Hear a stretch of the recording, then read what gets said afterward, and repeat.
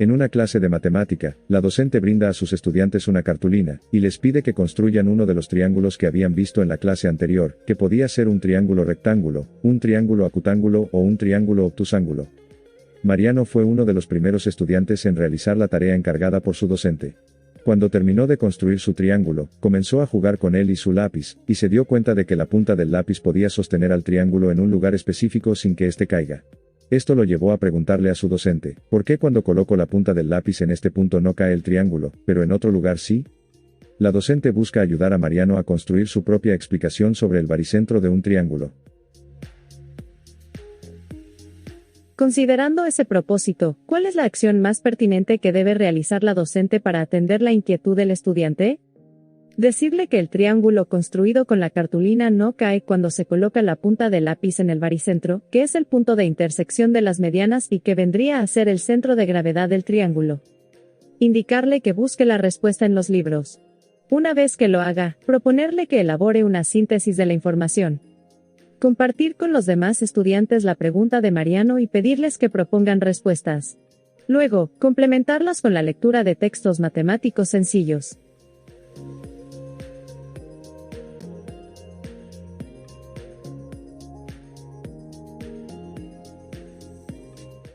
En relación con el caso presentado. La situación se da en un aula de clase en el que un estudiante ha construido un triángulo y cómo, de manera experiencial, logra mantener en equilibrio dicho triángulo con la punta de su lápiz. Dada su curiosidad le pregunta a su docente lo siguiente, ¿por qué cuando coloco la punta del lápiz en el punto no cae el otro lugar sí? Ante esto, la docente busca ayudarlo a construir su propia explicación sobre el baricentro de un triángulo. La docente quiere aprovechar esta duda que surge de la experiencia e interés de uno de los estudiantes para que todos construyan la noción de baricentro de un triángulo. Para ello deben partir de sus saberes previos y buscar una respuesta a la pregunta realizada por su compañero. La acción pedagógica de la docente se enmarca en el paradigma del socioconstructivismo porque el estudiante, a partir de su experiencia, juego con el triángulo y el lápiz, sus saberes previos y la mediación de la docente, va a construir su conocimiento sobre lo que es el baricentro de un triángulo.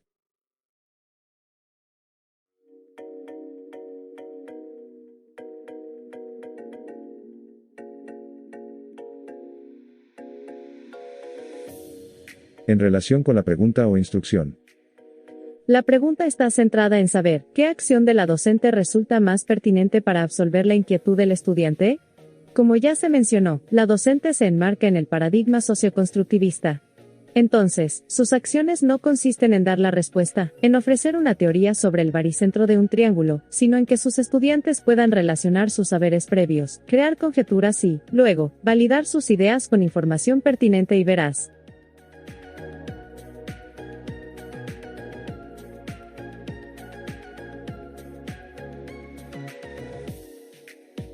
¿Qué conocimientos debemos aplicar para responder la pregunta?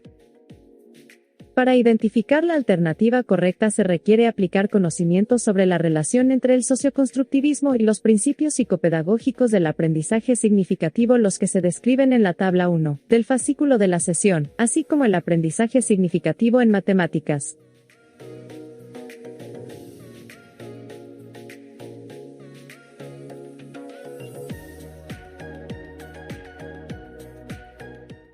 Finalmente, luego de este análisis, revisa nuevamente las alternativas y marca la respuesta que corresponde.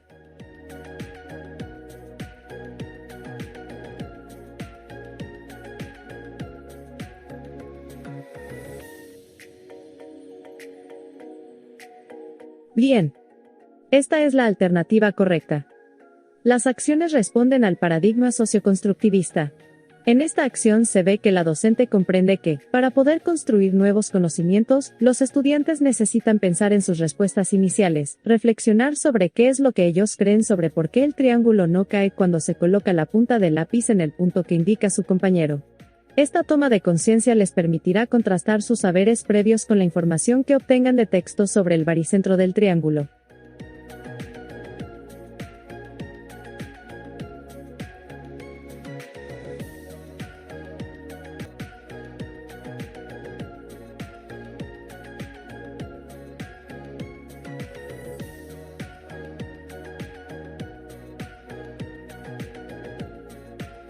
Ahora te toca a ti.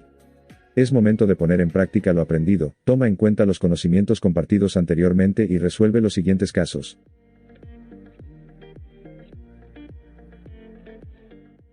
Caso 1. Un docente les propone a sus estudiantes la siguiente tarea. Los términos de una secuencia, a partir del segundo término, se obtienen al multiplicar el término anterior por 2. Si el primer término de esta secuencia es 3, ¿cuál es el quinto término de la secuencia? ¿Por qué la tarea propuesta por el docente es de baja demanda cognitiva? Porque es una tarea de contexto intramatemático, y tareas con este tipo de contexto son más sencillas de resolver que una de contexto extramatemático. Porque es una tarea que implica usar un procedimiento ya establecido para encontrar el término solicitado en la secuencia. Porque es una tarea que involucra el uso de números naturales que tienen menos de 3 cifras.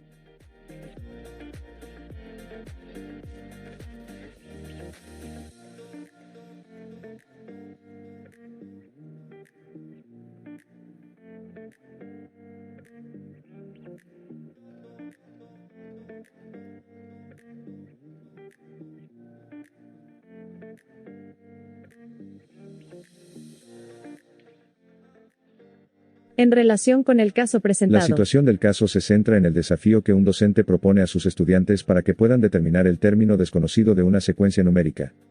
Al referirnos al enfoque centrado en la resolución de problemas, debe promover que los estudiantes se enfrenten a desafíos de alta demanda cognitiva en diversos contextos para aplicar estrategias de solución no conocidas. Estos retos deben motivar que los estudiantes movilicen estrategias, combinen capacidades, etc. Y, dependiendo de su desafío para resolver, demandan esfuerzo mental o no, puesto con ella podrá cuestionar sus ideas, reflexiones para concepciones como paso previo a la construcción de nuevos significados y movilizar lo aprendido.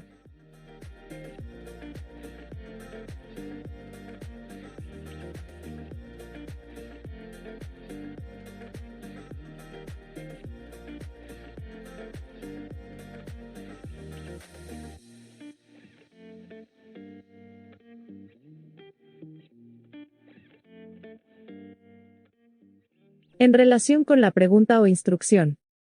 Hay que recordar que la demanda cognitiva, según Stein, considera los tipos y niveles de procesos cognitivos que están implicados en la solución de un problema matemático, tanto en su comprensión como en su solución, por lo que debemos preguntarnos qué tipo de saber y procesos pone en juego el estudiante para responder a la tarea dada por la maestra para, luego, poder indicar si la tarea propuesta tiene baja o alta demanda cognitiva. Para ello, podemos apelar a la descripción que Stein y Smith nos hace sobre las características en cada nivel de demanda cognitiva. Será baja si centramos el aprendizaje solo en procesos memorísticos o procedimientos sin conexiones con conceptos o saberes adquiridos, mientras que será alta si promovemos aprendizajes que requieran de procedimientos más complejos que permiten un aprendizaje más integral.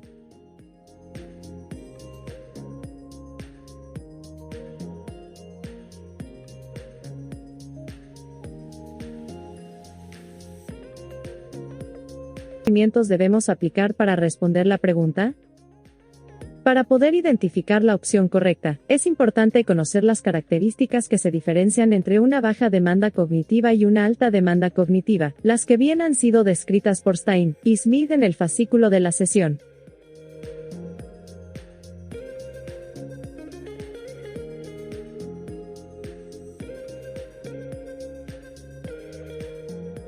Finalmente, luego de este análisis, revisa nuevamente las alternativas y marca la respuesta que corresponde.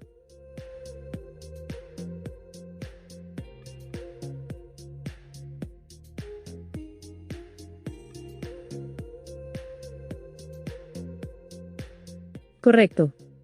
Bien. Esta es la alternativa correcta. Cuando el docente les indica a sus estudiantes que la ley de formación de las sucesiones, los términos se obtienen al multiplicar el término anterior por 2, la tarea solo consistiría en reemplazar el valor, por lo cual sería de baja demanda cognitiva, puesto que solo el algoritmo es necesario para determinar el término desconocido, porque su uso es requerido solo por la tarea, no hace conexiones más que la aplicación de la ley de formación, el cálculo del término solicitado implicaría el logro de la tarea más no el resultado de un grado de esfuerzo cognitivo.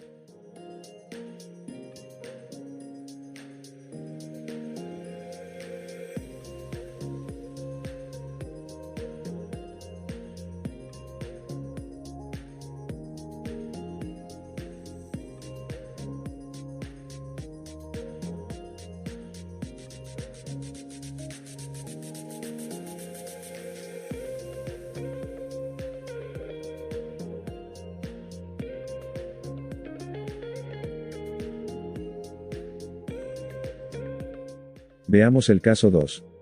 Con el propósito de que sus estudiantes afiancen su comprensión sobre la aleatoriedad, un docente les pide que propongan situaciones aleatorias.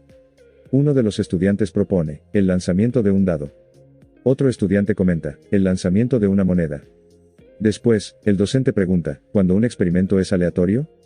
Un tercer estudiante responde, un experimento es aleatorio cuando no se puede predecir el resultado, y cuando todos los sucesos tienen la misma probabilidad de salir. ¿Cuál de las siguientes preguntas es pertinente para favorecer la generación del conflicto cognitivo en este estudiante? Si giras una ruleta, no trucada, dividida en 8 secciones equitativamente con colores diferentes en cada sección, ¿todos los colores tienen la misma probabilidad de salir? ¿Es un experimento aleatorio? Entonces, ¿cuándo no lo sería? ¿Por qué? Si tienes una caja con 3 bolas rojas y 6 bolas azules, extraer, sin mirar, una bola roja o una azul tendrá la misma probabilidad de salir. ¿Se podrá predecir el color de la bola? ¿Estás seguro de que esa es la definición de experimento aleatorio? ¿No será que estás restringiendo la definición de aleatoriedad solo para sucesos que tienen la misma probabilidad de salir?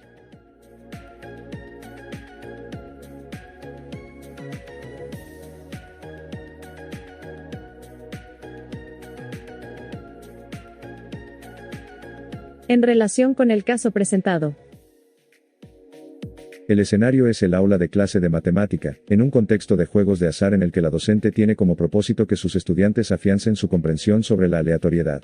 Se recuerda que el juego es un entorno cotidiano del estudiante, y responde a una forma de generación de dificultades promovidas tanto por ellos mismos como por el docente con el fin de fomentar la inventiva y la comprensión de diferentes circunstancias, estimulando la innovación y la habilidad para abordar nuevas perspectivas. Desde el paradigma socioconstructivista que se encarna en su práctica pedagógica, el docente recoge saberes previos de sus estudiantes y, a partir de sus respuestas, les va a presentar una nueva pregunta para generar el conflicto cognitivo, porque no necesariamente en un experimento aleatorio los sucesos tienen la misma probabilidad.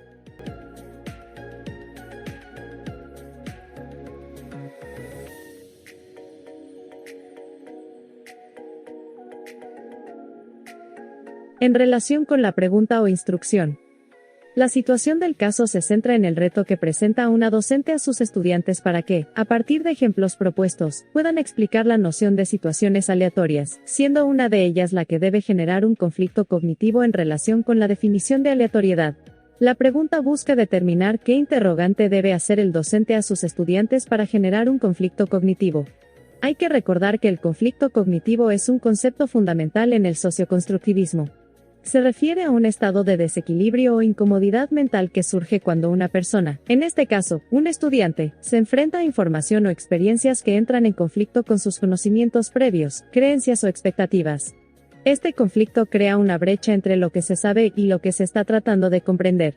Como señala Piaget, el estudiante cuestiona sus ideas, concepciones, saberes y reflexiones a través del conflicto como parte del proceso de construcción de nuevos significados.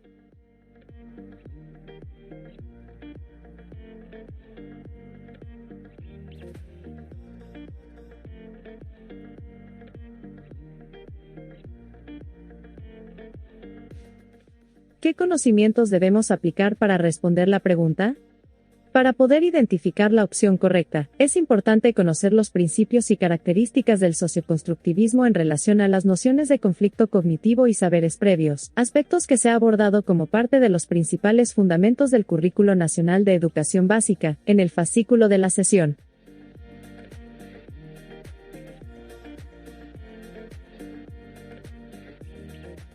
Finalmente, luego de este análisis, revisa nuevamente las alternativas y marca la respuesta que corresponde.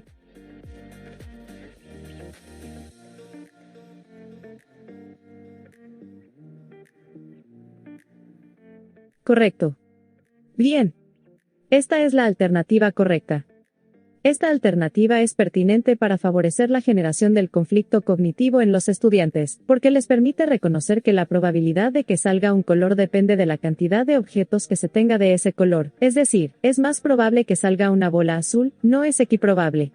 Con la pregunta planteada, el estudiante podría reconocer que los sucesos relacionados con el experimento aleatorio no necesariamente tendrían la misma probabilidad, evidenciándose un proceso mental que se puede lograr gracias a la realización de diferentes actividades que ayudan a facilitar la noción de aleatoriedad con la observación, el análisis, la comparación, la aplicación en diferentes contextos, entre otras.